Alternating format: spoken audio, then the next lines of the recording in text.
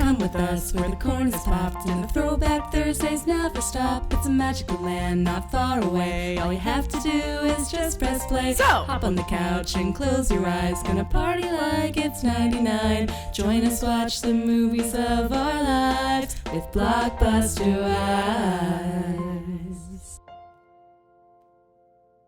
welcome to Blockbuster Wives, where your two favorite 90s babies talk about movies from the era of a certain blue and yellow video rental store.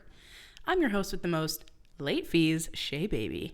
And this is Stacy, not always kind, but always rewinds. And you're listening to Blockbuster Wives. Hi, guys. Hi. God, we've had such an exciting week, BBWs. You guys, buckle up, because we're about to get you a little prepared for an event that's about to come up that's very exciting. Potentially.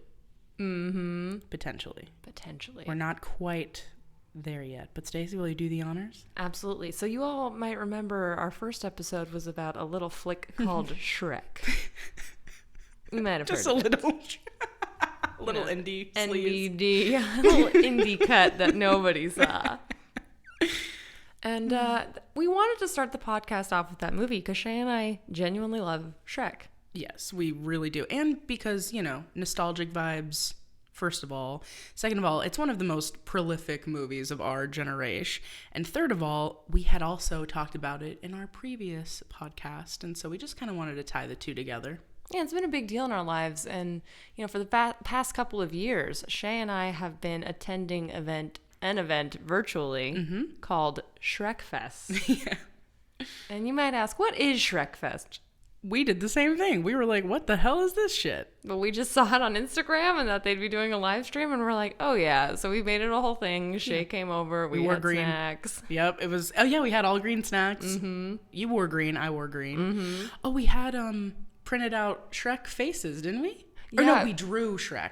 Yeah, so one of the activities that was going on during Shrek Fest was you were encouraged to draw your own Shrek and decorate Without it. looking at a reference picture. That's what it Yes. was. Yes. Okay. And so we did that, and they turned out fabulous. Yeah, they were. I think I have a video of us twerking. Oh my gosh, Yeah. we must post that to the account. Okay, I will find it. When we hit our goal. Good idea. Yeah, so we have a goal set in mind because this year, which they've done, I think they did a few times before the pandemic hit. And then this is the first one since the pandemic hit that they're able to have IRL in Milwaukee, Wisconsin. Okay? And Stacy and I were like, we have to fucking go to this year. Like, there's no excuse. We must do it. Like, it's going to be back and bigger and badder than ever. Yeah, like with everyone there, everyone pumped, because it's been years in the making. They haven't been able to go and see other Shrekophiles, as I like to call us. The Shrekophiles. And so, yeah, it's just going to be big and bad and bougie, and we just knew that we had to go. But funds are limited. We have things going on in our lives, as we all do, and so we decided to create a little thing called a GoFundMe. Yeah, which sadly is usually used for medical procedures, but we are using it for a fun little travel fund to go to Shrek Fest. We're using it for something very necessary to our bodies and lives and souls. Okay? Oh, no. Our brains and our souls are connected to our bodies. Therefore, really? the absence of this event in our history would just deteriorate us over time. It's doctor prescribed is what she's saying. Yeah, I'm sure I could get some doctor to prescribe it for What's us. the weed Dr. Dre. doctor? What'd you say? What was the weed doctor called again? Is it literally like Dr. Green Thumb or something? Some He would do semblance of it. that. He'd write us a script to go to Shrek Fest. Yeah, I'm sure he would, because he would know that was good for our overall souls. But so we started a GoFundMe, and in order to sort of pump it up, we created a beautiful music video promotion thing. What would you describe it? I would just call it a promo video. Promo video. Because we weren't about to come to you, dear listeners, and ask you for money without doing a little show, a little pizzazz, a little something, A little for Hollywood, you. baby. Exactly. We gotta get you Put some involved shine in this. on it. We wanted to whip you up something real smexy, real Shrek-like, something that would tie us all together at this really weird time in history.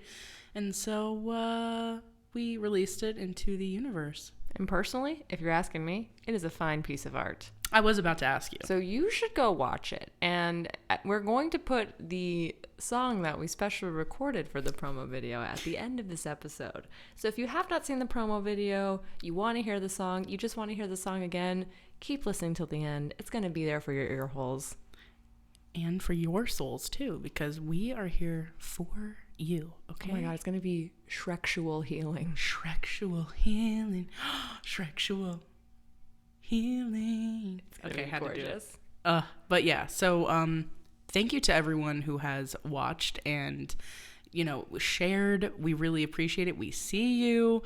And we actually have had quite a few donations, which is absolutely fucking incredible. We're so lucky. Yeah, we set our donation goal at $600, which would be enough to fly us out, get us some accommodations, get us some equipment that we're going to need at the festival. Yep. And we are already up to $445. $445 out of 600, you guys. Blown away. So I do want to read the first names of our donors just to give you a big thank you. Thank you, Lauren, Lindsay, Steph, Heather, Kristen, Katie, Megan, Brittany, Anna, Elise, Eliza, and our only male donor, Mark. Mark, thank we you love all. you. The ladies have truly been holding it down. As usual. As per usual. And it means a lot. It really means a lot, you guys. Obviously, ladies plus Mark. Mark is in parentheses. You all always keep us afloat and always, support us endlessly. And you're the ones that are sharing. You're the ones that are excited.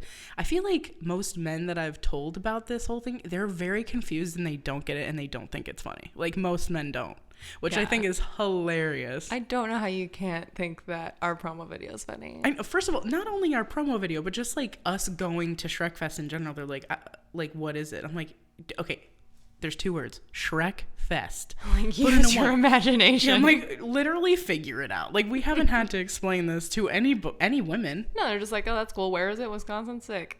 Here's $100. Here's $100. Have fun, kids. Straight up, we're so lucky. So ladies, we love you. Marcus, we obviously love you so much. Thank you for your support. We appreciate you. And again, we're still looking for how much? 135 to Something raise? like that. I'm bad at math. I'm also I think it's higher horrible. than that. But or is it I think 165? it's 155. Okay, well, we're looking for $3,000 more dollars. Approximately around to carry the one.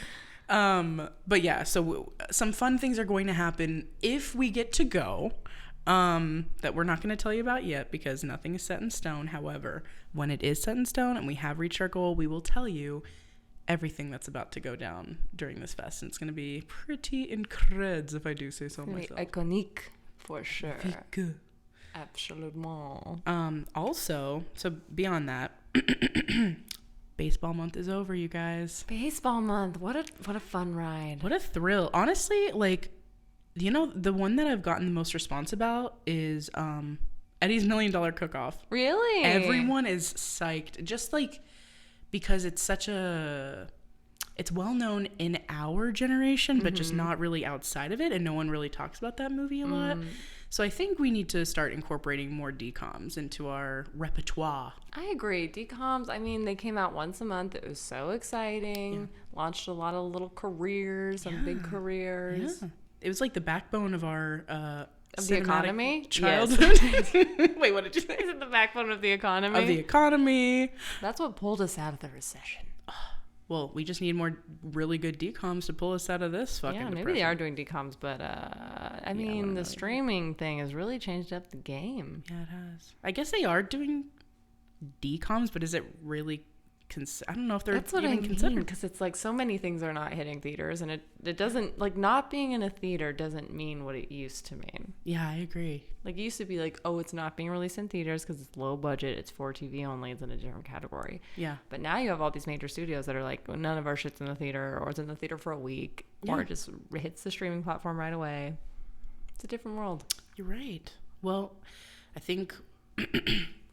Excuse me, yeah. So I do think we just need to get more DCOMs in the mix, which we both love. So we're hearing you guys. We're listening to your feedback. We will take that into consideration. Yeah, petition Joe Biden to bring back the DCOM. Yeah, fucking Joe Biden, get it together. But bye baseball month. But we're very baseball. excited about our new month, which is back to school. Back to school. And it's pretty appropriate that we're starting with Billy Madison, which has the best back to school song ever. It surely does. And I don't know the exact lyrics, but I do know the first 2 lines. Which I know Okay, Stacy, you take the stage, babes. Here we go. Back to school. Back to school to prove to Dad that I'm not a fool. I got my boots tied tight, my lunch packed up. I hope I don't get into a fight. Oh, back to school. And then he kind of fades off. Back to school. Incredible. That was beautiful. Thank you. Thank you so much for that. Yeah, so we're doing back to school month. You can only imagine the magic that's about to ensue this month. We're very excited. It was always such a special time, you know? Yeah. It felt like such a new beginning. Yeah, You're like a fresh slate. Yeah. You could start over a whole new different. person. I'm going to write in my planner every day. Yeah, I'm going to go to all my classes. I'm going to do my homework. Those are my goals. I was like, I'm going to have a color-coded stickered planner this year. This never happened. I still do that as an adult. I get my planner at the beginning of the year, and like January, February is beautiful, organized, neat handwriting. And then you look at anything past like March and it's like scribbled sideways, just like hieroglyphics. And I'm like, what was I saying? Well, that's when life really starts to fucking like go. Like in January, it's like everyone is like, hey guys, let's be really serene and organized and let's look on our Pinterest. And then just like shit hits the fucking fan because that's life. And so who can write really perfectly all the time and be super organized all the time? It doesn't happen. You'll just run out of the patience. Yeah, you're just like, I don't have time for this shit. I do love back to school shopping in every single fucking way. Supplies, clothes, backpacks. Anytime I got to get a new backpack, it was like, oh, hell yeah. Did you get one like every year or was it like every other year? It was kind of as needed. Yeah. I would usually try to get a new backpack every year. Like I tried to. It needs to be bigger because I have more books and my studies demand it. Indeed. Well, Stacy was, let's get out of here. Smartest girl in town. Oh, thanks. We also didn't have lockers at any of the schools I went to. You neither. No, I mean, the only locker that I had, quote unquote, was the one in the band room because I had to hold my flute there. I did not want to hold my fucking flute all day. Yeah, I played the flute, y'all. I didn't want to hold my flute all day, like going to fucking chemistry and shit. Like, no. Yeah, well, but because schools truly are mini prisons, I say this as somebody who works in the criminal legal system and go to prisons. It's honestly scary how similar prisons are to schools. Like, on the real, I'm not being dramatic. But one of the ways it's like prison is like, they give you so little time to do anything because they trust you so little that our passing periods would be like, what, 2 or 3 minutes? 3 minutes. Yeah. So not like, even even 5. if we did have lockers, there's no way you could go to your locker, get your shit, get it out, and be in class on time. You like had to run. And God forbid you had to use the bathroom. Yeah. And you know what? It's kind of funny because I feel like the only reason when I was younger, I expected to use lockers when I got to high school was because pretty much every movie you had a fucking locker. You could decorate it, blah, blah, blah. But here's the thing. In Canada, they had more time in between classes. They each had a locker that they could decorate. It seems like they were trusted a little bit more. And a lot of movies are filmed in fucking Canada. Well, Canada doesn't have the same level of mass incarceration. Coincidence? But yeah, all these movies in high schools were like everyone's chatting at their lockers. I'm like, you could not. No. Everyone at our high school was like fucking moving in between Anxiety. every period. Like there Hard was no anxiety. time for dillying or dallying. And our school was huge. That's what I'm saying. Like 3 minutes. It might sound like a lot, but it would like take you that long to go from one end to the other. Yeah, we had over 2,000. I want to say we were close to like 3,000 students. Yeah. So our school was massive, and sometimes you'd be like all the way in the portables, and you'd have to go all the way. Like that takes 10 minutes. Yeah, and there was no exceptions. There was no forgiveness. It was just like, ugh. Complete horseshit. As someone who got sent to the dean every day, pretty much, no exaggeration, like a lot of the time it was because I was late, and I'm like, bro, I had to go get this from my locker and like my band locker, and then come all the way up the stairs, and then I forgot. Like, it's just stupid. Yeah, really, there's like zero room for error too. It's just such a very unforgiving place. Yeah, I'm like, this is not the fucking Olympics, brah. Like, or a prison, or a mixture of both. The Olympics prison, you've heard of it? The Olympics prison, you guys. The decathlon of prison. I don't know, but anyway. Yeah, that's just complete horseshit, and I'm glad that we're out of there. Wild. Yeah, but it's like you'd get so excited, I feel, and then you'd be like, oh yeah, school kind of sucks. Yeah, like school halfway through the year, and you'd be like, winter break. Well, that's why I liked all the social stuff. Like, that's why I did like band, and I liked the different clubs I was in and stuff, because it felt like mini vacations away from your real life at school. Mm-hmm. You know, where you're expected to be like basically a fully grown adult and do like full-time work at home, and also full-time work while you're at school. Like, what? And be shown like no mercy. Zero. Yeah, like like pretty much no kindness, no understanding. No. It's like comply no or freedom. else. Yeah. And I've always been anti-authority, so like, well, so is Stacy. But yeah, we're just like, okay. It's just funny, like looking back, I'm like, wow, we really like put up with a lot, and no one gives kids credit for like how disrespected they are. Or, like, we just act like it's normal By every like, adult. it's good. You should disrespect children. Yeah, and I also, I worked in a high school as a secretary, essentially, and I worked with 2 older ladies that had been in the system for like 20 years each. They hated kids. Oh, no. They treated kids like they were fucking idiots, and they were always like, how come all the kids like you? Like, you always get... I'm like, because I treat them with literal respect. I talk to them like they're humans, because they literally... like, what is wrong with you? It's crazy. Anyway, but I'm glad we're out of there. I'm glad we know what's up. You know, good times is where we met. It's how we met. Well, junior high, I feel, was a little bit of a different beast, too. Yeah, people are generally nicer to middle school kids than high school kids, but still. No, but still. Well, I'm grateful for school so that I could have met Stacy, because without school and band specifically, I would not have met you, and we wouldn't have been best friends. Yeah, I'm down with school's concept. Yeah. Great idea. Love public education. Yeah. Let's hope it sticks around. Word up. Yeah, let's hope. But it was not fun most of the time. It really wasn't. But still, we're going back to school, back to school. So with Billy Madison.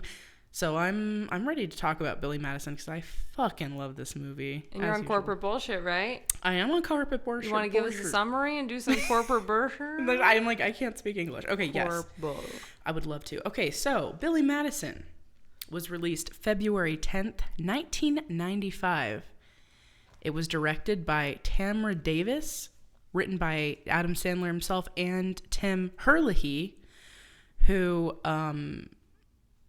you have something in common with him. Oh, I do? He's a lawyer. Oh, Tim Herlihy, Esquire. Yep. And while he was writing movies with Adam Sandler, such as Billy Madison, Waterboy, Big Daddy, Lil Nicky, Mr. Deeds, and being an executive producer for Anger Management and Longest Yard, he was a lawyer. So he would like stay in his office late at night and write these fucking movies. Well, now he's making me feel like a slacker. No, because I'm like, I you don't have have this. time to write. I'm a lawyer, and this You guy's have like, a lot to do. You do a lot. You have a lot of hobbies. Look at this. We're just as successful as they are. Yeah. Spiritually. Stand aside, Houlihan, or whatever your name was that I already forgot. Love you. Oh my God. No, Stacey has a lot of hobbies. She does a lot on the side. She's not. Anyway. So, yeah. And you also might recognize the name Tim Herlihy, because Adam Sandler had a character on SNL called Herlihy Boy that was based off of him, and Chris Farley was also in that skit. Oh my God. Fucking amazing. Anyway. Yeah, this is our first Sandler flick, our first SNL foray, which is a big deal to Shay, because Shay is a major 90s SNL stan. Yeah, I have all of the like best of DVDs. So I have like best of Sandler, best of Chris Farley, best of Mike Myers. Those are my 3 main bays. Oh, and David Spade and Chris Rock, actually. So I have all 5. But yeah, I love that era of SNL. And Chris Farley's also in this movie, of course. Do you want to talk about your love of Chris Farley? Oh, yeah. In partic? I know I've previously mentioned him for maybe like a split second during the Shrek episode. And if you haven't listened to that, it's our first episode. Go back. Hashtag send us to Shrekfest. Hashtag send us to Shrekfest, please, for the love of God. But yeah, no, I've been in love, okay, with Chris Farley since I was like 3 years old, because that's when I started watching SNL with my entire family. I still don't understand. My mom was always like very anti us watching like Ren and Stimpy, Simpsons, like anything. Maybe she hated cartoons. Yeah, she was big, but also even like just comedies in general, she didn't really like me to watch. But for some reason with SNL, it was like a weird exception. So maybe because they didn't like curse or anything, I guess. That's or, like true. they They bleep shit out. television rules. Yeah. So anyway, I loved watching it. From the time I was 3 years old, I was in love with Chris Farley. So any movie that he's in or whatever, like I'm just obsessed with him. I just absolutely adore him. So anyway, he's in this movie, which I love. Their budget was $10 million, and in the box office they made, oh, sorry? That's so low. I know. And they made $26.4 million. Wow. Rotten Tomatoes rated this a 41%. Oh, wow. There is so much talking shit about this movie. Really? Everyone talked shit about it. They're like, it's such a classic, though. I know. Joke is on them. I know. It's really funny. And I feel like with a lot of Sandler movies, people just don't fucking like that humor, so they talk shit about the movie, about him.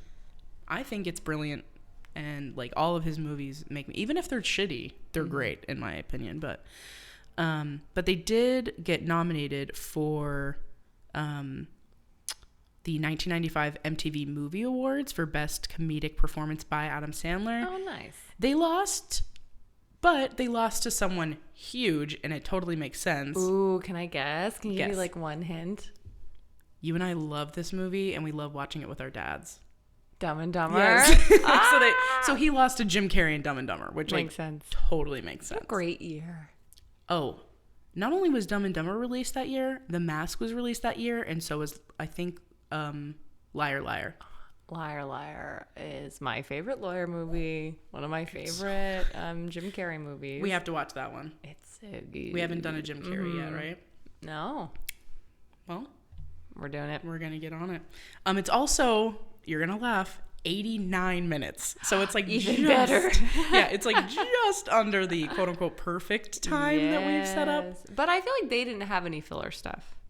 Like some of our other shorter ones, we've been like Eddie's $1 Million Cook-Off, where they're like, let's just do another food fight. That's It true. didn't feel like there was a filler. Perhaps the musical number, but maybe not. Because it is funny that there's just the one. But also Adam Sandler's very musical comedian. He is. But that's the only movie where he does that, right? Where he mixes music. Where he has like a musical number. I haven't seen the Huey Halloween, whatever the fuck. No singing. Oh, there's not? Okay. Mm-mm. No, I think the only one which wouldn't even really count is Wedding Singer. Yeah, that doesn't count. And it's just such an interesting choice, and it's interesting to me that he didn't do it again, given that he is such a musical comedian. Right. He totally should. I mean, he's, because I love it. I love anything like that, because that's how I wish life would be sometimes. Like even like, in it's unrealistic. It's like, okay, this whole movie's unrealistic. Exactly. Even in and like some of my favorite TV shows, they're the episodes that are like that. Like even Stevens, their musical episode, genius. Or like 500 Days of Summer, they have like the musical number out of nowhere and then it's over. Like I love shit like that anyway. But especially someone who's so talented. Adam Sandler's so fucking talented. And let's see what else I wrote. I wrote that. Oh, and it's also Norm Macdonald's film debut. Okay, yeah. I was like, he's in so much as like little roles. Has he ever starred in a big movie? I can't think of one. He might have. He's a good actor. He honestly is. He was in this show I really like that I can't remember. I think it's called Girl Boss or some shit like that. It's a controversial title, but it's basically about a Nasty Gal. Oh. The company, how it got started, and he plays a security guard, and he's so good in it. Oh, really? And I'm like, oh, I wish you were in more TV shows that I loved. But R.I.P. Norm Macdonald, because somewhat recently, right? Like the past few years. Yeah, it was. I think it was the beginning of this year. We didn't lose him to COVID, did we?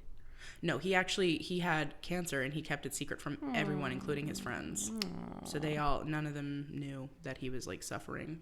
And then. Yeah, he passed away, unfortunately. But then he left us with a special, which was so cool. Have you seen it? I haven't seen it, but I heard about it. It's really good. He's just very He's the most unique comedian I've ever heard and seen in my entire life. Well, even the concept of I'm going to make a special knowing I'm going to die. Like, I'm going to do a comedy special. And he, like, it's very, he brings it up a couple times, but, like, it's not sad, and it's not like he's trying to, like, over-exaggerate it to be like, like, it's just, he's like, it is what it is anyway. But yeah, and I saw him live one time with Robbie, and he acknowledged Robbie's curly mustache. Oh my god! He like looked at him and he like laughed at him. I bet Robbie was just so excited. Yeah, that was Robbie. That's Robbie's favorite comedian. So Robbie, like, he had tears in his eyes literally because he was like, "Oh my god, he perceived me," basically, you know. That's so exciting. Yeah. I went to a comedy show and there was a little rumor in the crowd that David Spade might be performing that night. What? He did not. But Okay. even at the mere thought, I was like, David Spade can't perform here. I might freak out and have a David heart Spade? attack. Oh yeah, that's when you were in Austin, right? Yes. And I was Dude, like, if he gets on that stage. David Spade is the I- closest thing I have to Chris Farley. Okay? It goes Chris Farley, David Spade. Honestly, because they shared an office together at SNL, which is why they like wrote together all the time, and they really did have like the friendship that they have in Tommy Boy. That's why they created the movie Tommy Boy, because Lorne Michael was like, you guys just need to create a movie about this, like what's happening here right now. But anyway, I digress. So But no, David Spade, like, I love every single one of his movies. He's my type of comedy. I love all of his dumb TV shows that he keeps starting and that always get canceled, but I love them all. He's like a mix between really smart comedy and also just like little quips, like almost like one-liners, but also a little bit of physical, like him being like, ha, ha, ha. I don't know. So Robbie seeing Norm Macdonald was almost me seeing David Spade, but unfortunately he didn't perform, but that's Yep. okay. I loved it. Again, David I might Spade's have probably passed one of my out, favorites so too. maybe it's for the best. Yeah. We should see him sometime. He comes here all the time. We should. I know, but it's so expensive. It is. It's fucking expensive. It's stupid as hell. But anyway, maybe we'll just take our Shrek Fest. Shay, we cannot use our Shrek Fest money. No, not that. I was saying we might, if we go, which is still up in the air. Again, it's all up to you. We're 0% responsible for this. We're just gonna make our own fake press badges. We'll bring them everywhere. We'll bring them to the David Spade show. Ooh, good idea. That actually, us just bringing that everywhere, that's what we need to start doing. If we go again, our fate is in your. We'll get Gorgeous big hands. sunglasses so it looks like we're like, we're going to get recognized. God, yes, we're beautiful. We're so brilliant. It will all work out. I think it will too. I have faith in us. Anyway, I believe. Okay. Anyways, All right. Want to give us a little summary? sure. So Billy Madison is about a rich, privileged 27-year-old kid that he's not a kid, he's a man, but he basically He's a kid man. Yeah, he's a man child essentially, and he just like goes buck wild and is just like living life very freely and kind of being like making really dumb choices that only like rich dudes would make, that just have like excessive amounts of money, who's just like very, I don't know what's the right word. I'm like Okay, very it's interesting liberal you're with it. saying this because when I watched it now, I was like, this seems like a great life. Listen, I love stupid shit. Like I would love to live this life, but you know, I feel like he's just like getting drunk all the time, putting shit on people's like doorsteps, and like, you know, And? it seems fun. Like, listen, if anyone isn't gonna judge, it's me. But I'm just saying, like, I don't know. I'm just saying, not to bring it always back to the problem with capitalism, Yeah, but I feel like the message in the core of the movie is like, he is rich and he doesn't deserve it because he doesn't do anything. But if he goes to school for like 6 months, then he will deserve it, and then he will be worthy of it. right. Which I don't agree with at all. Right, But and it's like at the end of the day, he's still only getting the company because he's that guy's son. It's Totally. not that he's like earned it. totally, which I mean, and also you don't get through grades in 2 weeks. That also doesn't happen. Exactly. So it's just He's like, just acting like if I do this, then I'm proving myself worthy, and then all of a sudden I deserve this company. It's like, no, bro, you still don't deserve it. I love the way he's living his life, but I also do think he's just getting like really fucked up like all day, every day. And he's just like like I said, vandalizing people's property and setting fire to their shit. Like, but that man was very rude to his wife, so perhaps he was very rude to his wife. I even wrote down the quote. He says, "Don't tell me my business, devil woman." And then he's like, "It's poop again." And then I got this shit. And I was like, "Holy shit!" He called the shit poop. What an idiot. But yeah, so basically, he's just like this rich 27-year-old that has no goals in life, quote unquote, whatever. And his father decides, like, you know what, you were gonna get the company and you were gonna be in charge, but you know what, you don't seem interested in this, so I'm just gonna give it away to my vice president or whoever it is, Eric, who's a piece of shit person and just like an asshole. And Billy Madison was like, wait, let me prove to you my worth, like Stacy was mentioning earlier, and I will go through school again. I'll take every grade over again and prove to you that, like, I'm smart and I'm dedicated and I can, like, take over this fucking company. Yeah, and this is a concept that's loosely based off of Rodney Dangerfield's famous movie Back to School, which I have never seen. Have you seen it? I haven't seen it, but he is so goddamn funny. I'd like to watch it and see how it compares. I always say I'm going to, but yeah. This is like a modern take on that. Ooh. As I was watching it, I was thinking I could really see it happening again, like them making another one and having it be like Pete Davidson starring in it. Like, I could absolutely see that.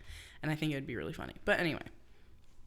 So yeah, and so the movie's basically him going through first through 12th grade, I guess. Yeah, well, there's a little snafu in the middle, so I'm not sure exactly where it stops, and then they skip to the decathlon. So he doesn't go through every grade. It's ninth. Yeah, I feel like it's first through ninth, and then he skips. But the goal in the beginning is that he goes through 12th grade. Right. And then, so yeah, but it's him just basically trying to prove to his dad and quote unquote himself that, like, he can set goals and he can accomplish them, and he won't just get through it because his dad is like bribing his teachers, which is how he got through the first time. Yeah, but it is funny because he still is like giving these like lavish ass parties at the end of each grade, and it's like he has a maid making him one. Like, it's again Juanita. This like myth that he's like, I'm doing this on my own. It's like, all right. This old bootstraps mentality where it's like, this is all an illusion. You are not the same. I know. I was thinking that the whole time I was watching it too. I'm like, I know you think that you're really doing something, right, but like which is fine. But it's just, the message is really, the bar is set so low for the rich and privileged children of the world. Oh, absolutely. So like, where's my snack pack? I'm like, fucking chill, bro. You're getting a party after 2 weeks of barely school. Shut the fuck up. But that's kind of my theory about college in general. I feel like, and I'm not the first one to think of this phrase, but I can't remember who came up with it, but it's like privilege laundering. These rich people go to college to launder their privilege and make it look like that's the reason that they deserve that money, or that's why they got there. Like, people being like, oh, George Bush went to Harvard. It's like, he got there because he was rich and his dad was the president. Right. It's not because he's smart. Right. Jared Kushner got D's all throughout high school. He did? And he got into Harvard. Like, it's not about smartness. It's not about drive. So who these people fucking know. Yep. But then once they get that degree, dumb people are like, well, they must be smart because they have this degree from this school. And it's like, it doesn't mean anything. Yeah, no. With enough money, you can get a degree from anywhere. See, and like, you understand that because you were like smack dab in the middle of all of your schooling and you saw people like that, I'm sure. Like, you experienced people like that. I only had like 2 years of community college, so I didn't really, like, everyone that I felt like I was going to school with at community college, they were working like 3 jobs and like working their fucking ass off in order to get there. And so I didn't really experience the same thing that you would have experienced at a university. Or even just going to like a state school is like treated differently. But it's like, through my job, I meet people who have gone to these elite institutions, and I'm like, whoa, you are not that smart. Yeah. But you are afforded all this extra respect, and people just assume that you are super smart and talented or whatever. And it's like, some people who go to those schools are, but a lot are not. And a lot of them, there's a lot of people that work really hard and get on scholarship, and that's why they're there. And like, and then there's some people who just... But even like the scholarship and getting the degree, it's like, it really is just like a piece of paper that's like, now you deserve to make more money. And it's like, okay. Like, sometimes you learn things where that might be warranted, but a lot of it's just like random shit. Yeah. Like, I took witchcraft and religion as a class. You and did? got credit for that. That's fucking sick. Like, but that is part of the reason I get paid more. You know, like, it's totally arbitrary. Yeah. And I do think, you know, it's created by rich people, for rich people. That's true. And it's just, it cracks me up. And it's just funny seeing this movie now, just being like, yeah, like, he's going to do this. And now it's like, great. Now it's like, you're a Take genius. the company. And It's you like, deserve whoa, an entire excuse fucking me. Fortune 500. Has he ever worked a day in one of these hotels? No. No, he hasn't. Anyways, that's my rant about the myth of higher education. I love your rants about this because it's just a world that I truly don't understand. Like, I just don't. So I love when you talk to me about it because I wouldn't know if it wasn't for you, to be honest. Well, you could do it all. You absolutely could. And then they'll just give you a piece of paper that costs a lot of money. And then I don't want to. That's why. more, and it's dumb. That's why I stopped, because I was like, this is expensive and this is community college. Fuck no, I'm good. I'll figure it out. And luckily I did. So Hell yeah. And now you have I was gonna say an award-winning podcast, but we haven't won. Listen, we've won exactly 0 awards. We are award-winning. Period. Okay, and we are going to We have Shrekfest. Anyway, dozens of listeners. Okay. we are going to have millions. All right. Okay, Let's do it. and that's all I gotta say about that. That's the name of that tune. All right, so that's like that's the basic concept of this movie. Yes, absolutely. He starts off the movie with like this great like scene where he's doing his dumb voices and he's super drunk and he's like stumbling around and he keeps like hallucinating penguins.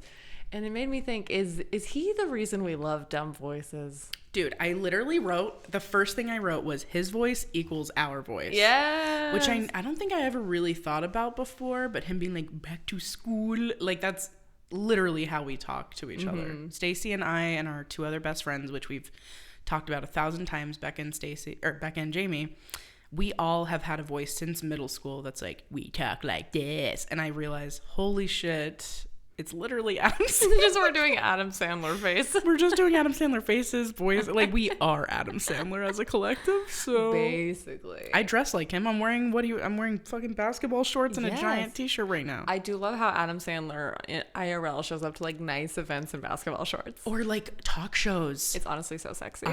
He is so fucking hot. He really is.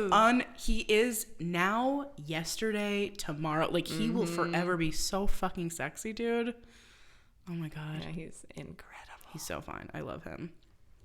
I also wrote Juanita, his maid, is a baddie. She is. Yeah, she's confident. She's giving life. She's just gorgina. Like, she's telling him, like, he's a fine piece of ass, too. I was like, I've like, never you're not related wrong, to Juanita. anyone more. Absolutely.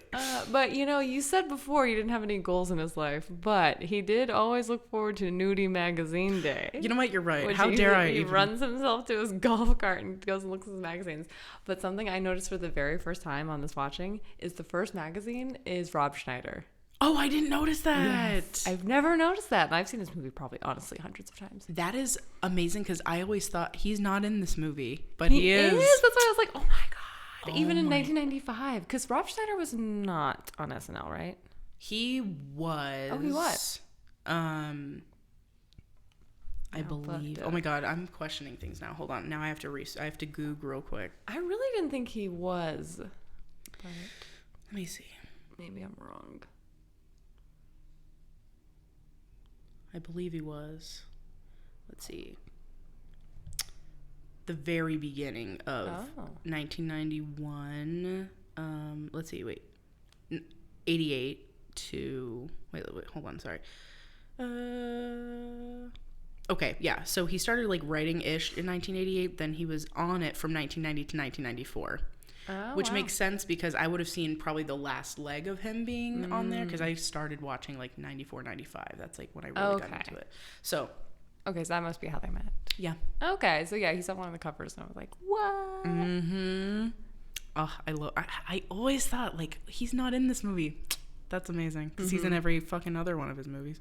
Yeah, so he's all drunk and crazy, and then you get to the scene where they're like trying to have this nice business dinner, and he shows up like drunk and starts speaking gibberish because his arch enemy Eric starts messing with him, and he's like, Eric is such a fucking dick too. But honestly, at the beginning, I was like, Eric is making good points. Yeah, like but he's like, you can't give this guy the company. I mean, right.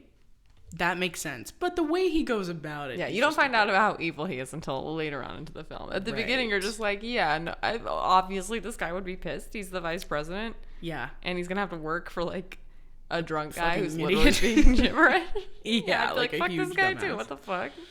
Nepotism? I mean, respect. But also, yeah, no. I totally, I get it. But you could just tell he's slimy from the very beginning. Yeah, no. You know, Eric fucking sucks. I wrote, "Stop looking at me, Schwan," which happens right before. Oh my gosh, yes. There are so many quotes. So many one-liners. So many one-liners that I still quote to this day. Like, "Stop looking at me, Schwan," or like, "Shampoo is better." Like, and I often say, "That's assault, brother." That's assault. We both say that a lot. I'm trying to think of another one. I always say, "You blew it." You blew it. Or I was just cherish it. Wow, we quote this movie a lot now that I think about it. It's so good. Or like, "Before I turn this damn bus around."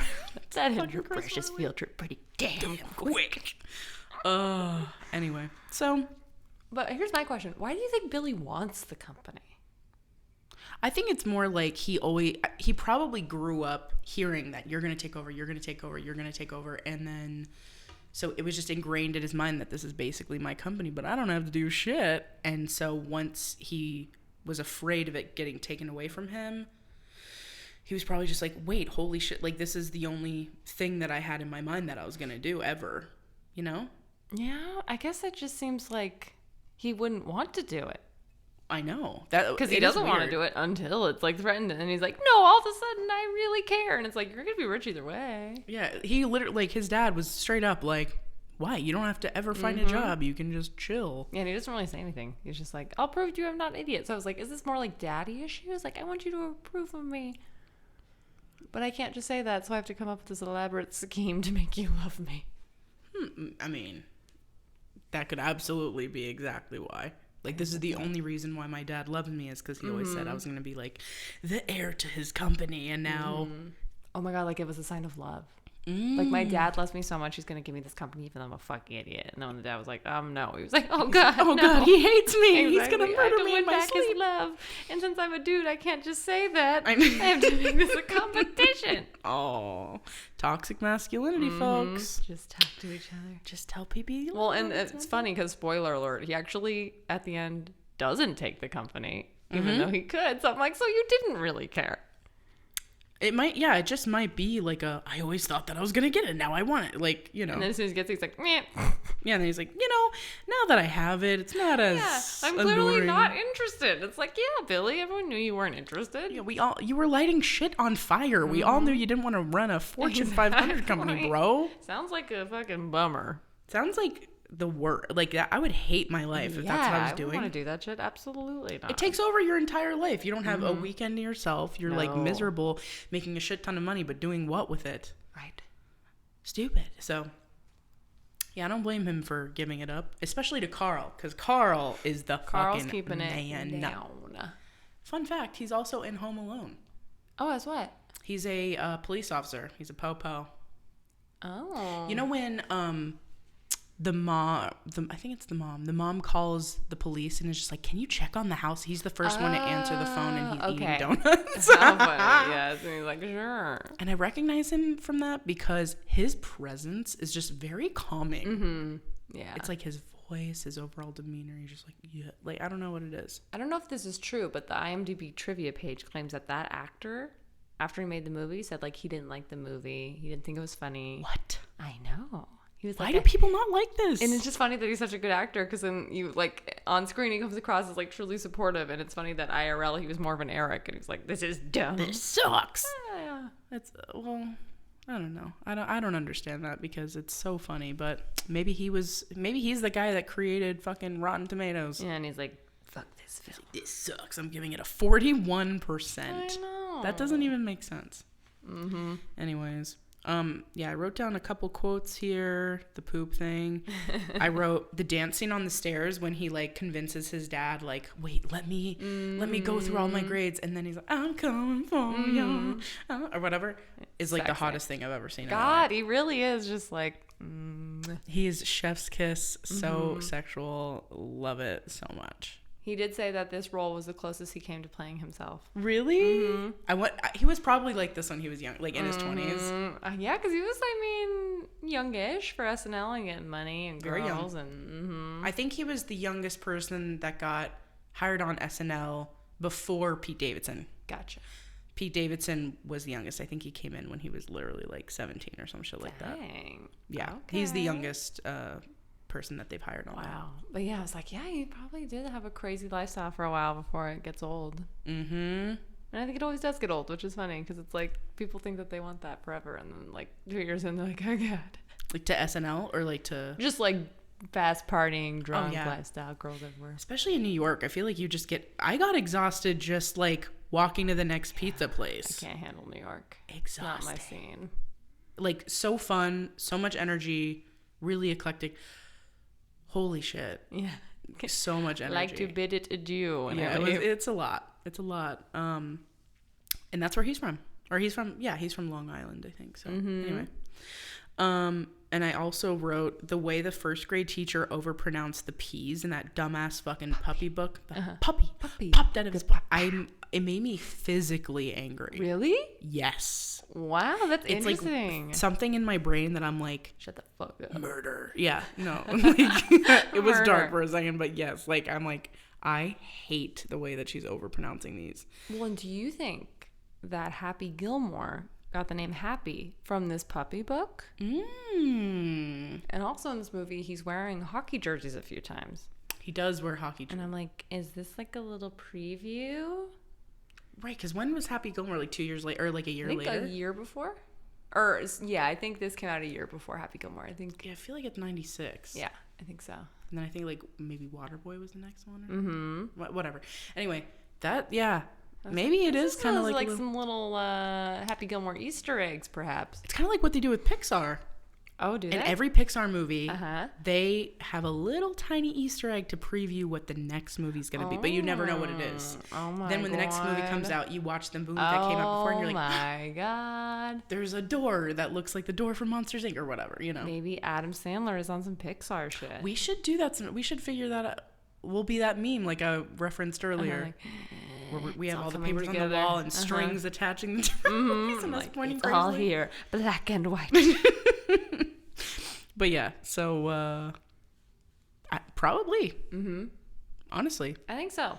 I've only seen Happy Gilmore like one time in my life. Dude, I know. I want to throw this microphone across the room. It's maybe the only one that I didn't become obsessed with right away. God, I love it. I need to watch it as an adult because I haven't. I only watched it when it like came out and I was like, because since I heard it was about sports, I just wasn't interested. I guess at that age, I don't know why. And it's like it has such a good villain in Shooter McGavin. Like it's one like Eric. It's like he's just like a bad guy, but Shooter McGavin is like such a dick, and he's like he's such a good actor. It's just amazing. Okay, well we'll definitely watch that one because I do want to see it. Hella bad. I had a DVD that was Billy Madison on one side, and then on the other side it was Happy Gilmore. So these got heavy rotation. I love those two-sided fucking DVDs, baby. The ones that would have 4 in them too. Oh, I don't think I had a couple of those. One. Yeah, pretty wild. But yeah, I love this movie so much. So good. But yeah, I mean, Happy Gilmore. I feel like in my heart, probably because it was on the double-sided DVD, they're companion films. You know. So is Billy Madison and Happy Gilmore? Yeah, they were probably made like a year between. I bet if we looked it up, we'd be right.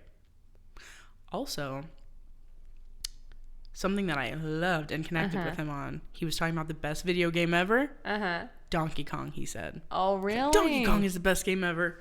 Or no, he doesn't even say it angrily. It's because the kid was like, I can't remember what he said. He said, blah, blah, blah, is the best video game ever. And he's like, oh, I disagree. I think Donkey Kong is the best game ever. And he's like, well, you suck. He's like, you suck. You suck. I just love the rage he visits upon this show.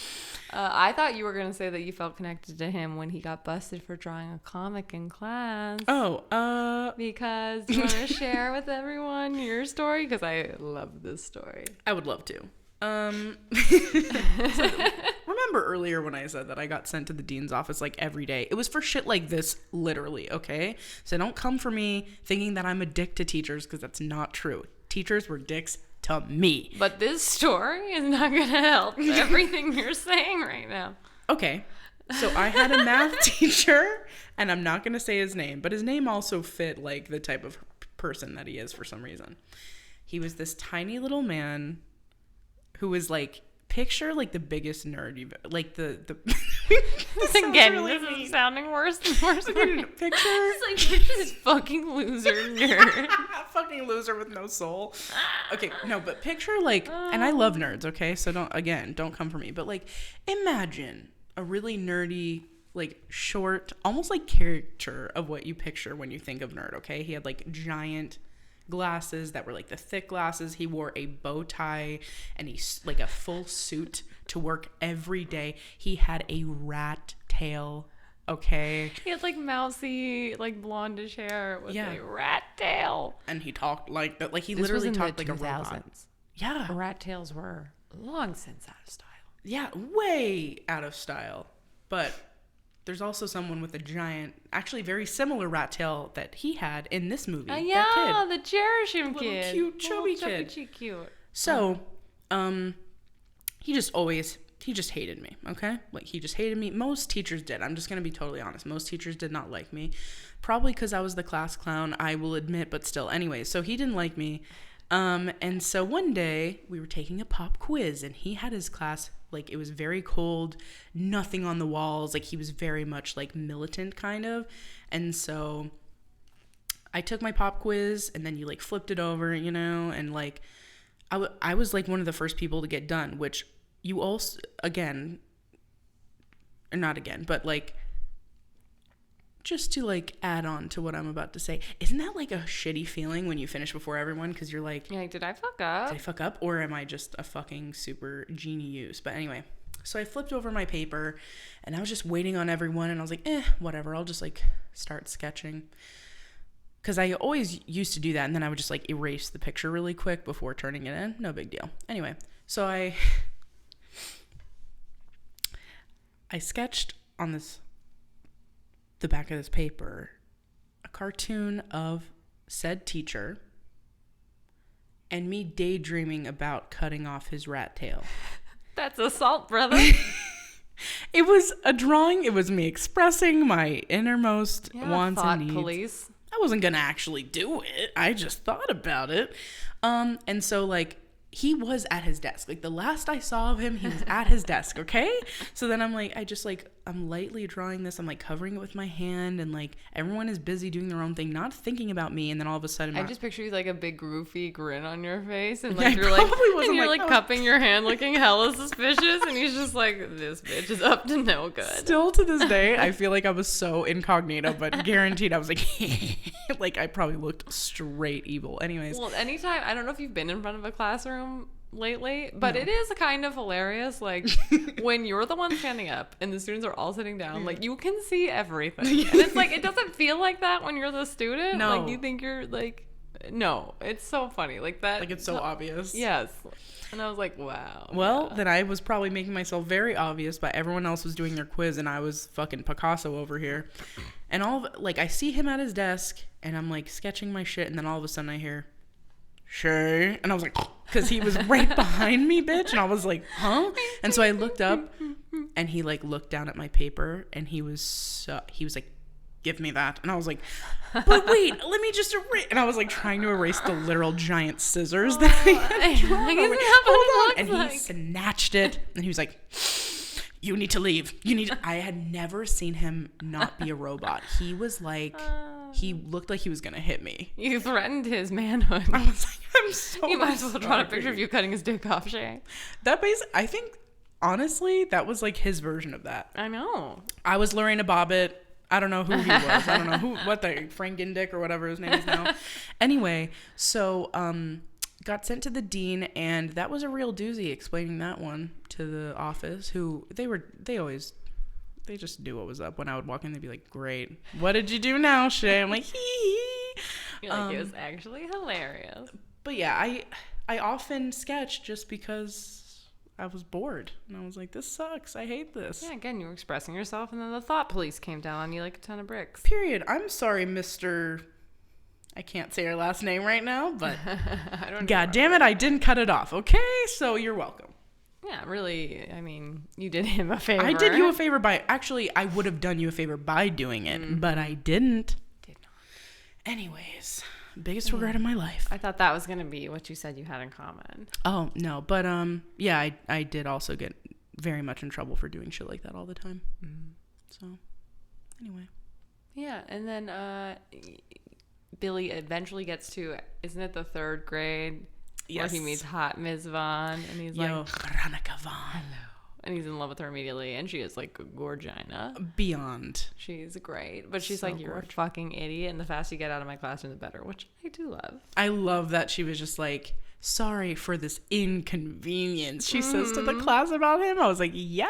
And what'd you say? Making fun of a little kid trying to read. Are you insane? Yeah, she's like, are you psycho? Yeah. Do you have no soul? And he's like, sorry, I cannot hear you because I have become deaf. Yeah. He's so stupid. But what I noticed watching this time around, which, you know, because obviously you and I are watching kind of under a microscope now, she falls for him really fast. It seems like she hates him, and then all of a sudden she likes him. And that's before any of like the cute shit that he does. It was really just because, yeah, where was the turning point? Because she's like very weirdly cool with him grabbing her titties on the bus. She's like, not the first time. I'm like, excuse me? She's like, not the first time someone tried to grab my chest. I'm like,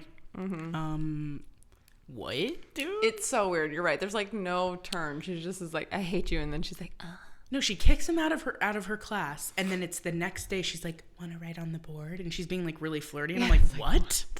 Maybe because he's fucking fine. I mean, yeah, I would be like, oh, come after class. Exactly. I'm in love with him, especially at this time. Like, Big Daddy is probably peak Sandler to me. He's literally called Big Daddy. I mean, can we not? I know. He knew what he was doing. It reminds me of, have we talked about the Italian Job thing yet? No, I don't think we have. We need to, because the title Big Daddy reminds me of the Italian Job. I love when you tell this story. Yeah, so Shay and I, obviously, we love movies. We used to watch a lot of movies together. Yeah. And one day we were at her house on her family computer, and we wanted to watch. Do you remember what movie we were trying to find? I don't think we were trying to find a specific one. I think we were just looking around to try to find one that looked good. We were trying to find a specific movie, but Shay was like, okay, well, there's this website that you can go on. They have all these free movies. And so she pulls it up and she's going through. She goes, yeah, it's pretty awesome. Well, there's always a lot of porn, though, like The Italian Job. And I just started cracking up. I was like, Shay, that's like an award-winning movie. And she's like, no. I was like, sure it is, Stacey. And she's like, no, it like, oh, The Italian Job is not a porno. And I'm like, the quote, no. Italian Job? I'm like, you're telling me that this isn't about an Italian style and ramming some crazy right when it came out, it was a big deal. It was very funny. It's one of my favorite stories. It's a little quip, but the title Big Daddy reminded me of that, because if I wasn't a Sandler fan, I would have been like, oh yeah, Big Daddy. And it's like, no, that's a fucking movie that everyone has seen. Not that porns aren't real movies, but you know what I mean. Yeah, well, you know. Anyway. Oh, and the eating paste portion. Yeah, really weird. It's really weird, but like I feel like that's a common story for a lot of people. I never wanted to do that. No, there must be like, you know how some people, they have weird taste buds and cilantro tastes like soap to them. Yeah. I wonder if there's some weird like urge that only some people oh, sorry. Oh no, some weird urge. She's feeling it, y'all. Oh no. Anyways, some people must have some weird urge to eat paste or where it tastes really good. Yeah, because like the smell doesn't, like, it's never enticed me, and I'm down to like eat pretty much whatevs. It does look like milk or ice cream, I guess. Maybe some people's brains get a little You know, it kind of looks like yogurt or like frosting. Yeah, it doesn't look like not food. Yeah, that's true. But the smell would get me, unless there's like a certain brand that like most people ate. I was gonna say, I don't think glue smells bad. It doesn't smell good. It doesn't smell like edible. Like maybe it's like the same thing as like, okay, did you guys ever have the like Polly Pockets that weren't, not the original ones that were all really, like all the pieces were really hard. It's the ones that came out a little bit later in the like early 2000s, and the pieces were a little bit more like soft plastic, like almost like rubbery. 'Cause I think like there's a connection between the paste eating people and the people that would like chew on the like different plastic clothes. Like Maybe they wanted to put it in their mouths. Maybe it's all mouthfeel. Maybe the coating of the paste is like satisfying. Listen, if any of you guys, no shame, by the way, safe space. Yes, this is a safe space. If you like eating paste, please email us at blockbusterwives@gmail.com. We want to hear what's going on. Yeah, we want to hear like what it was for you, if it tasted good, if you only tried it once. Like we want to hear from y'all, because it was interesting to me as I was watching, and I was like, this isn't just like a funny, you know, one moment in this movie alone and that's it. Like I've heard from multiple people that like paste eating was a thing. Yeah. Mm-hmm. Some people like to eat chalk. Really? I've never heard of that. Remember when I was obsessed with that show Baggage with Jerry Springer?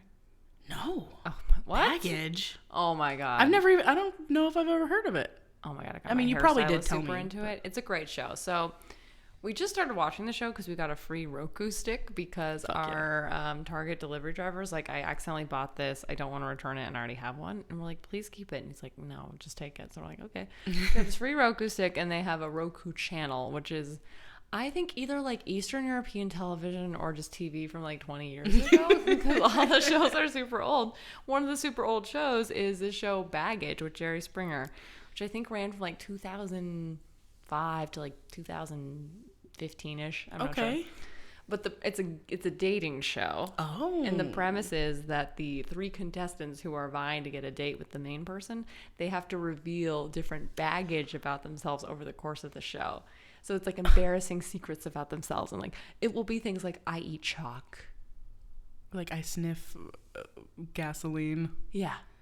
Wow. Like weird stuff. And then like, you know, they get eliminated based on it. Sometimes they try to explain it, but it is such an addicting show. Yeah. I love it. And what I've noticed about Jerry Springer in general, there's like this through line through all of his work where he really, I think, is about like radical non-judgment. Mm-hmm. Like even when people say these crazy things, like, oh, you want to explain that? Okay. Like, he's so chill. He's never like, oh, no, this is crazy. Like, he's always just like, what's up? Especially, think of all the shit that he's heard throughout his career. Well, that's the thing. I was like, let me rewatch an episode of the Jerry Springer Show to see if like that's how he's acting. And it is. He's like very accepting. Damn. His final thoughts at the end would actually be like very heartfelt. Aww. And he'd be like, yeah, you know, whatever, love is love. Like, but then Brent pointed out that he also got busted for like hiring a trans sex worker, and like people tried to make it a huge deal, and it's like really shitty. But I think he going through that probably, I think, helped him be more empathic and like understanding and being like,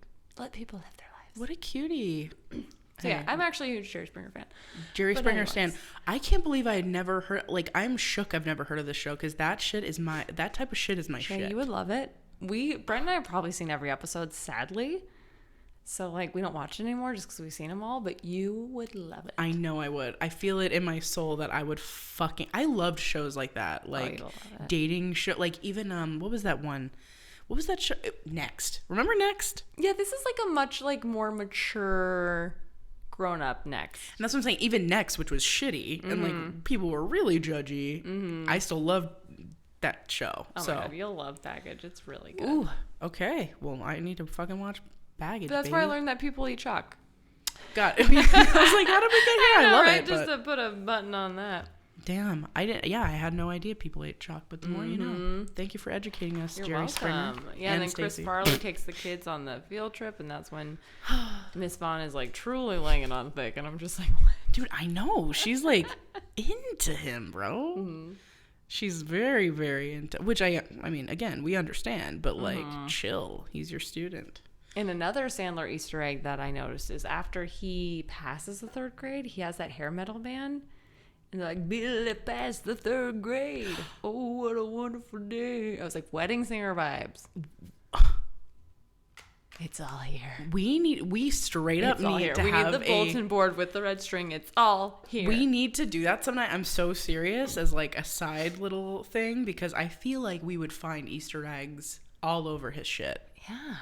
I'm on to him now. So when we do our Sandler verse draft, oh yeah, we'll have to pay close attention. Which we have to do. Yeah, we're gonna do. I think we've talked about this before, but we are gonna do like a Sandler bracket. We would love your participation. Yeah, we need it because otherwise it won't go down. So, all right. Need it.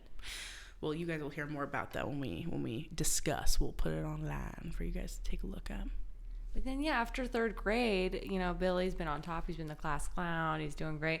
But then he gets to high school and he starts like getting bullied and he's not the cool guy anymore. Everyone thinks he's weird. And he's like, oh no, it's a lot harder to impress teenagers than it is like literal children. And he's like, I used to rule this school. And they're like, you're in nerd denial or loser denial. Right.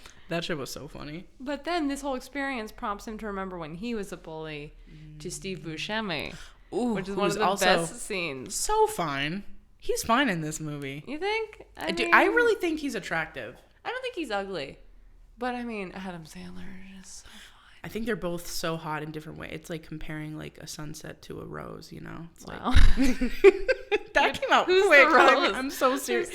There's just different types of beauty, and like I can't compare the beauty of Adam Sandler. Shay's just looking at Buscemi like, ooh, I compare you to a kiss from a rose on the grave. Ooh. Like, yes, Seal is in the back of my mind playing every time I see Steve Buscemi. Like, wow. Yeah. Who is a firefighter, by the way. That's true. He saved people on 9/11. Yeah, so name something hotter than that. Exactly. But no, Buscemi is super fucking sexy, and especially in this movie for many reasons, but the main one, like his fit game at the like when he answers the phone, I'm like, ugh. He's like in a little polo, right? He's wearing like, it's very 50s, 60s, like very Sandlot, like like his stepdad would wear this, So anyway, super sexy, love both of them. But yeah, so Adam Sandler calls him and he's like, hey, like, I'm realizing I was kind of a dick to you, and I just want to say I'm sorry. If you ever want to get coffee, that's great. And Steve Buscemi's like, oh, wow, yeah, that's cool, like, whatever. And then he hangs the phone, and then he immediately turns to a page that's labeled People I Want to Kill and, like, crosses Billy Madison's name off. And then he puts on red lipstick and chills, and it is like, it's so back. Great. And I'm like, this is a good lesson on bullying. It is. I think it really did stick with me as a kid. I was like, oh shit. Like, even as a kid, I got like, if you're mean to people, they might want to kill you. And you know what? That's real. That's fucking real. There are repercussions to our actions, even as youths, where like, we're pressured to like judge other people for how they look and blah, blah, blah. And like, whatever. It's understandable why kids are the way they are. But also, like, you need to know, sometimes you'll get your shit rocked. If you fuck with people, Exactly. So maybe like don't. Yeah, exactly. maybe don't do that. Just like don't. It's not like that cute or chill. And then Steve Buscemi ends up being a very important character later. He sure is. One scene that I find weird, like kind of shortly after this, is like he gets bullied by the O'Doyle Rules guys. And the oldest O'Doyle kid, he's just like, I just have a feeling that you guys are gonna go down. He like put an omen on them. Yeah, like some Carrie shit. Yeah, like because it's maybe like 20 minutes later or like a half an hour later. Yeah. That the whole family literally goes down. Literally drive off a fucking cliff. I don't know if that's... This is saying there's like a lot of lessons throughout this movie. Like, if you're mean to people, you will die. That's true. That's like a big takeaway is like, watch your fucking attitude. Watch how you fucking treat people. Yeah, watch who you're messing with. Cause... And also Eric. Eric treats people like shit and he gets his shit rocked.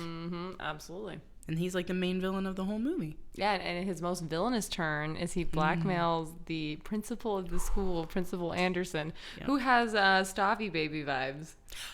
He does. And you know what's funny? I was thinking about the other friend, like not Norm, but the other guy. Yeah, similar. When I was thinking about like if they ever remade this movie, Pete Davidson would be the Adam Sandler character. I don't know who would be Norm, but like I was thinking Stavy Baby could be the other guy. Oh my god, which I think would be so good. But I was like, they look similar. I wonder if Shay's like two of my other daddies for real. If you don't know about Stavy Baby, he's a Canadian. He's great. You guys need to check out Stavy Baby. He's hilarious. Definitely my Steve's sexually.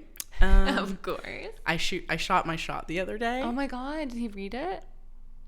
not through the DMs. It was a comment on one of his pics. So, still waiting. Stay Stavi, tuned. if you're listening, just I'll know go I'm very favorite it so interested. it's like re-notified. What'd you say? I'll go favorite it so he gets another notification. Please do. I am ready.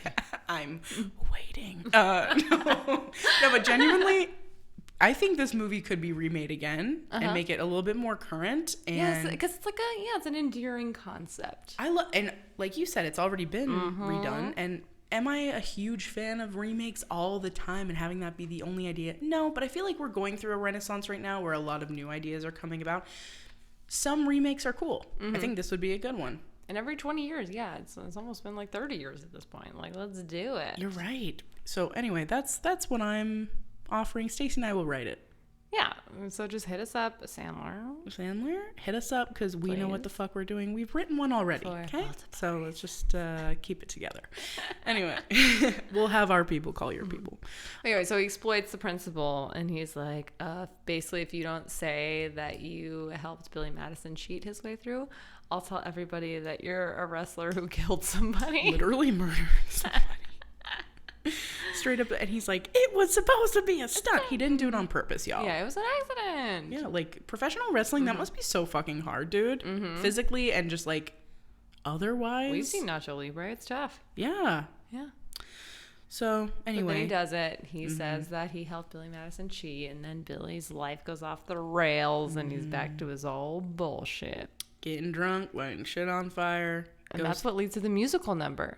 Right. Which, by the way, when Vaughn is standing over him, I'm like Lana Del Rey. Like, in her, like, white so shirt and the right. hair and everything. I was like, oh, my gosh, she looks just like the Born to Die cover. I know exactly what exact shot you're talking about because you're so right. I didn't think about it before, but it's so true. Like, blue jeans.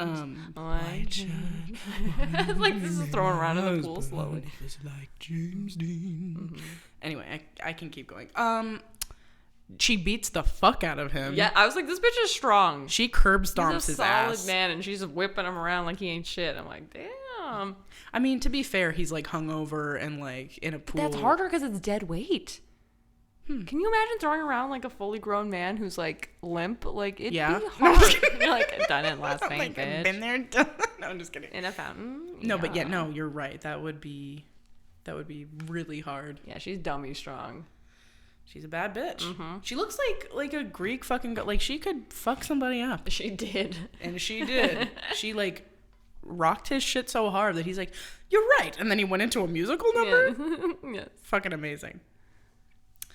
Yeah, so like during this scene, if you guys don't know what we're talking about, she basically is like talking sense into him. She's just like, what the fuck are you doing? You can't just give up. This is what you want. You want this company? Fucking go for it, bitch. Believe in yourself, because I believe in you. Like, what the fuck is wrong with you? And he's just like, you're right. I need to do this. I'm going to figure this out and get my company back. Hee hee. He goes, Veronica, I must thank you for beating the shit out of me. And she's wearing lederhosen for some reason. It's incredible. It's funny because he's still wet. Like, he just got dunked in the pool, but then she's completely dry and in lederhosen. She's like, hee hee. But, you know, it's a musical number. Why not? And then the clown from earlier makes a resurgence, which I love. Yeah, because he literally, like, died, right? You thought that I was dead. Oh, yeah, he wasn't actually. Okay. I was like, was he? I don't know. They just kind of skipped They over. just shoot him up. Oh my And then it ends. Tupac style. Oh my god. And fucking incredible. No, but the musical number is great. If you don't even want to watch this movie, just watch that part and you'll kind of like get the gist of why it's so great. And then the kids singing in the back, like their little choir thingy. It's they're just precious. I love them. So then Billy's like, this principal fucking lied. He admitted it. Like, let's get this deal back on. And Eric's like, it's a contract. I didn't. Which is bullshit. Again, as someone in the legal community, you can't like go out of your way to fuck up a contract and then like claim the benefit of the contract. It's called the duty of good faith and fair dealing. Okay? Yeah, you guys. What the Which, fuck? side note, Trump claimed that in a deposition, he said that he didn't know that was a thing. What? Yeah, a lawyer was like, don't you know that you have a duty to deal in good faith when you sign contracts? And he's like, no, I've never heard that. What a fucking And the lawyer's like, wait, so you think you could like sabotage a contract you entered into and that's fine? And he's like, yeah. And they're like, well, you can't. So. He is just so blatantly a fucking moron loser. Yeah, so Eric is wrong on the law. Yeah. Which, no surprise. But Billy's like, oh, it's fine. We'll just do an academic decathlon, which I just love how he comes up with these ideas like it's nothing. He's I know, like, Billy's just like, today, boom. academic decathlon, 10 subjects. She's like, and then on everyone's like, Friday. consider it done. And then, yeah. Great And so event for some planners. reason, they like train, and there's like kind of like a Rocky scene where he's just doing a bunch of shit to kind of prepare for this decathlon situation.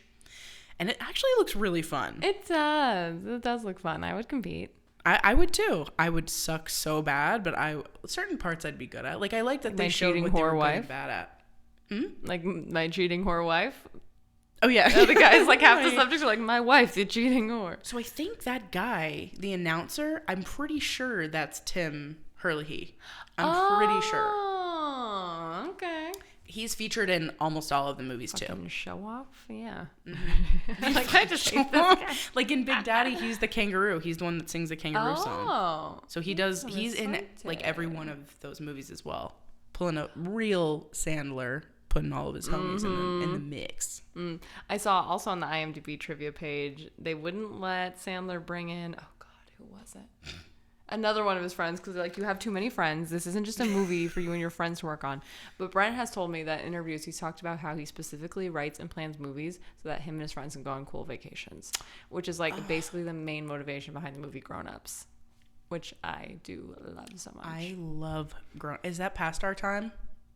I think it is. I think I don't know. Let me look it up. I feel like it's just past. I want to say it's like 2012 or 2011 or something, but maybe I'm wrong. Oh my God, it's 2010. We can do it. We can still do it. Okay, sweet. Yes. Nice. The I end love of Grown Ups Blockbuster. too. David Spade. Yeah, so Adam Sandler's basically like, I want all my friends to go and be able to take a vacation together, so I'm writing this movie. Why is that around us though? I know, it's so smart.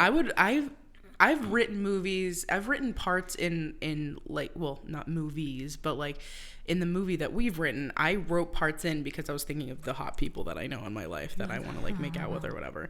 So, anyways, that's it. Well, Sandler's hella on that model. He sure is. Maybe not like hot people that. Well, maybe. Because he helps write all of his movies and he helps cast all his movies. So, okay. And now his wife and kids are like in all of his movies too. His wife is so gorgina. She's in Big Daddy. I think that's how they met. Oh, really? That's so great. I'm pretty certain. Yeah. I Very, love very that. cute. But yeah, so then they do the decathlon and so they do like a bunch of different things. Like they do like Shakespeare. They like have to bake a pie. They have to do like algebra or like trig or something. And then they do all these like little tasks which leads them to kind of like a Jeopardy style situation. And Adam Sandler or Billy Madison is 1 point ahead of Eric. So like this is Even though he botched the civics question, right? There's like some question about civics, and Adam Sandler tries to throw it back to the puppy story. Yes. And it's like supposed to be this great inspirational thing. And then this holiday hoobie whatsy guy at the end, he's like, that is the dumbest thing I have ever heard. And we are all stupider for having listened to it. I award you no points, and may God have mercy on your soul. And it's best so fucking burn funny I've ever heard of. I also say often, I award you no points, and may God have mercy on your soul. Because it's such a good line. It is so fire and so dramatic, and also can work in kind of any situation. It's brilliant. Yeah, but even after that, Adam Sandler's still 1 point ahead. So he was 1 point ahead before this question that he like totally bullshitted, which also was like me during any presentation I ever had to do. And so he was still 1 point ahead. So like Eric could have had the one up, and if he got his question right, he would have been, I think, in the lead. Like I think he would have won. So then Adam No, Billy. we're on first name basis. It's cool. Yeah. Okay. So Adam. My good friend Adam. What did he choose again? He chose Business ethics. And of course, Eric wasn't going to be great at that because he is not ethically sound and he's an asshole.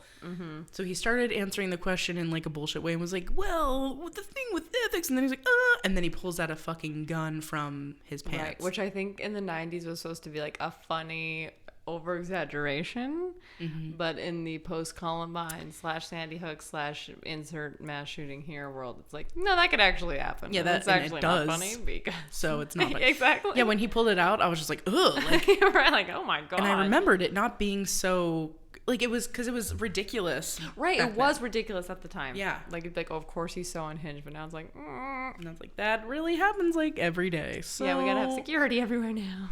Yeah, no. But yeah, so he pulls out a gun and he's like pointing to Billy, and then he points to Miss Vaughn, and then he's like pointing all around, and then it's the principal right at first who like attacks him in his wrestling costume, which is fucking lit.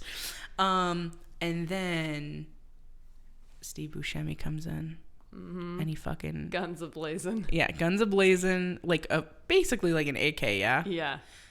And fucking shoots Eric, bruh. In the ass. In the asshole. And so he ruins his evening, you know what I'm saying? That's gonna hurt in the morning. And then he basically wins, so he gets awarded the company.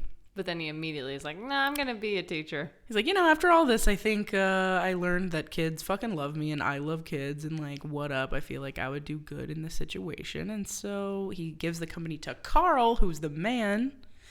And he decides to be a teacher, and that's how the movie ends. It's very, very cute. It is very cute. I love all the kids in this movie too. They're so precious. Sweet. They're really good actors. They really are. It must have been hard to like run that set.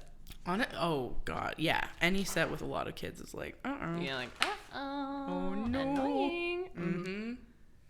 All right, you got some questions for me? Yeah, that's the film, babe. So here's the questions. We've gone over a lot of these, so you're probably gonna nail them. I have 8. Number 1. What animal does Adam Sandler routinely hallucinate? A penguin for some reason, and usually they're holding a beverage. Do you know that I was dressed up as a penguin against my will in 3rd grade at an assembly in front of the whole school? Why? No, it might have been 2nd grade. So I was just innocently minding my own business at the assembly. And it was like, I think it might have been people like from SeaWorld, because I think they were conducting a propaganda operation where they were like, let us come talk to your students about marine life / get them to ask their parents to take them to SeaWorld. That was the ultimate goal. That's insane. But they were just like doing a presentation, and they were like, okay, we have a special surprise. Like, who wants to volunteer? And like everybody put their hands up, and I was like, ha! Like I put my hands up too, because I never get picked for shit. Yeah. Ever. Yeah. And the lady pointed right at me, and she's like, you. And I was like, I like nearly shit in my pants. I was like, oh no, I didn't actually want to do this. So I was like, God. And I was like, all right. So I get up by myself in front of the entire school, dude. And they put me like on this little soapbox. And then they dressed me as like a penguin in a penguin mascot costume. That is fucking humiliating. Weird. I mean, like, dope, but like for you, I'm sure you were like, oh my god, this horrifying. Sucks. Well, yeah, especially in 2nd grade. That's like humiliating. There's no point. There's no point. No, there isn't. It's what does that do for anyone? So whenever I see penguins, I think of that. Wow, I'm so sorry. Anyway, and may God have mercy on your soul. Think about it ever. Well, we're never going to SeaWorld, I'll tell you that much right now. But yeah, correct. That is correct. Which is a line from the movie. And that is correct. I fucking love that part. Oh my god. They had to put that part in, of course. All right. Number 2. How does Billy spell rock at the spelling bee at his elementary school before? R-O-K, because the C is silent. He goes, yeah, what's your point? Yeah, what's your point? R-O-C-K. He's like, okay. Oh, the C is silent. Amazing. 3. What baseball word does Billy mess up writing in cursive? It's a name, right? It's like Rosowski or some shit like that. Very close. Rizzuto. Rizzuto. Got it. Okay. I knew there were 2 Z's somewhere. Number 4. If peeing your pants is cool, what does that make the old tour lady? Miles Davis. Yes. Nailed it. Number 5. Who rules? Oh, Doyle rules. Yes. Number 6. What was Principal Anderson's wrestling stage name? Fuck. It's the like something. Is it like the Despicable Blob or like the? So close. It's like the. It's not disgusting, but is it a D word? No, it's the revolting blob. Very close. Okay. Very close. Okay. Same concept. Got it. Okay. Right. Oh, I love that I just said D word. Okay. Yeah. Anyway, keep going. Number 7. Who ultimately stops Eric from shooting Billy?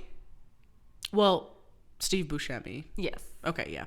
And then the last question is, what is Billy's plan after giving the company to Carl? Being a teacher and fucking the shit out of Miss Bond, baby. Nailed it. Couldn't have said it better myself. Like bonus answer, fucking the shit out of Miss Bond. Anyway.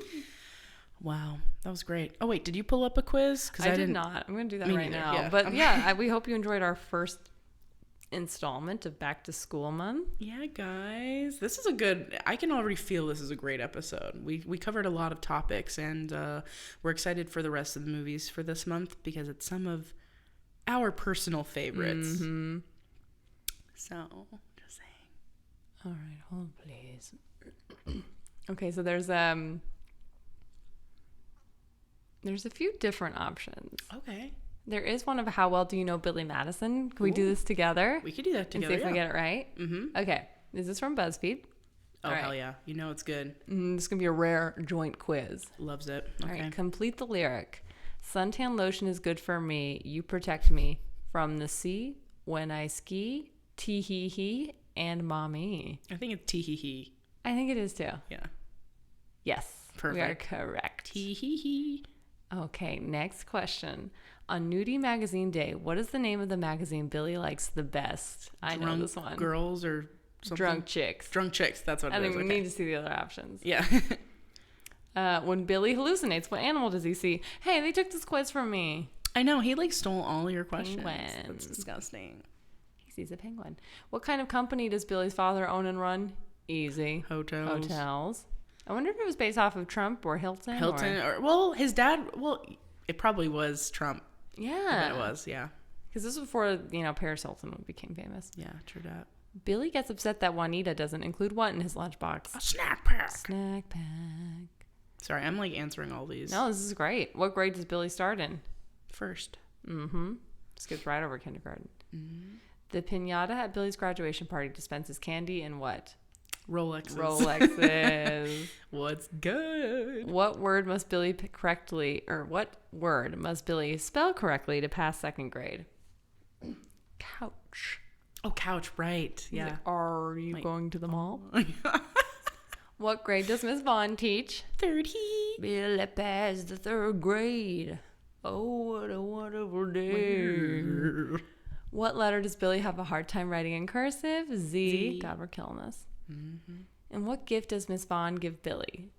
A bunch of snack packs. Because she's a bad bitch. She knows what a snack pack is. What is the principal's secret past? Easy. He was a wrestler who killed somebody. Being horny for Adam Sandler on the side. What topic does Billy pick for Eric in the academic decathlon? Business ethics. Yep. And what ends up happening to Billy after his graduation? He says nah to running that stupid fucking company, and he wants to be a teach, bro. God, we got 14 out of 14. We're killing it in these streets. We would get that company. We would. We'd like, clearly we deserve it because we answered 14 questions right. With you answering all those questions or like memorizing anything about the law, me baking pies, we'd fucking kill that shit. But in your soul, what Adam Sandler character do you think you are?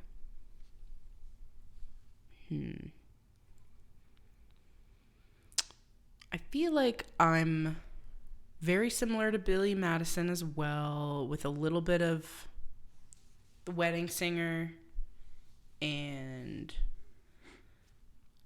Big Daddy energy. I'd say I'm like a combo platter. What about you? I mean, yeah, I feel like Big Daddy, maybe some grown-ups vibes because I just want all my friends to hang out. Oh, that's true. I didn't think about that for some reason. Well, because that's like really similar to how he is, it seems. Like, it seems like he just like wrote his own character. He's like, oh, what up? Exactly. But yeah, I'm with that too, and I could see that for you. Absolutely. When we do Sandler Month, we'll have to do more Adam Sandler quizzes. That's a great. I can't wait. We'll have to literally dress just like Adam Sandler, which is exactly how I'm dressed right now. Yeah, perfect. Wearing little shorts and a band T-shirt. Fuck yeah, baby. He would be so proud. Well, we hope you guys enjoyed this episode so much. We can't wait for the other back to school episodes. We can't wait for that. We can't wait to hear back from you about the paste stuff. And Shrekfest. Shrekfest. I mean, like, again, if you guys could just go on our Instagram, you could visit us at Blockbuster Wives. And you could also email us if you have any questions at all. If you go to GoFundMe and just search Blockbuster Wives, ours pops right up. Yep. Or if you're already on Instagram, you could just go to our Instagram and click on our link tree. It's right there. Feel free to share it, share our promo video, donate if you have, the funds with a Z, because it's the cool. wherewithal. And just like, be with us on this journey, because we wouldn't be doing any of this without you. So we thank you. Amazing. And we'll leave you today with our special Shrek rendition. Oh, yes. Please enjoy. DJ, and also I need to shout out my brother Grady. Yes. He made the background track, so shouts out to you, Grady. And if he you also made our theme song. And our theme song, yeah. Oh, yeah, I didn't. So he's kind of like our go-to beat maker, shot caller. So shout out to Grady Mayo. You guys can add him at, I think it's just Grady Mayo on Insta. He makes beats. He is a drummer. He's just overall dope, and he's related to me. So check him out. Anyway, shouts out to you, Grady. Shouts out to you, Stacy. Me? Yep. Oh, for my video editing skills? For your video editing skills, for you just being my wife and my bestest friend. I took 2 years of broadcast journalism in high school and taught me everything I know. And I can attest to that. Actually, no, we were editing videos before broadcast. Before. How did I learn how to do this? I honestly don't know. Just being really smart. Well, I acquired video editing skills at a young age. She really did. Again, I can attest. We have all the videos from when we were like 14, so and younger than that. Okay, but we thank you so much. We love you. Shout out to you, Stacy, again. We love you. I love you. Your wizard, Stacy. I love you, Shea. I love you, fans. We love you guys, and we'll see you guys next time. Enjoy this funky tune. Love you, bye. Bye. Somebody once told me the world is gonna roll me. I ain't the sharpest tool in the shed. She was looking kinda dumb with her finger and her thumb in the shape of an L on her forehead. Well, the years stop coming and they don't stop coming. Back to the rules and I hit the ground running. Didn't make sense not to live for fun. Your brain is smart but your head gets dumb. So much to do, so much to see. So what's wrong with taking the back streets? You'll never know if you don't go. You'll never shine if you don't glow. Hey now, you're an all-star. Get your game on, go play. Hey now, you're a rock star. Get the show on, get paid. All that glitter is gold. Only shooting stars break the mold.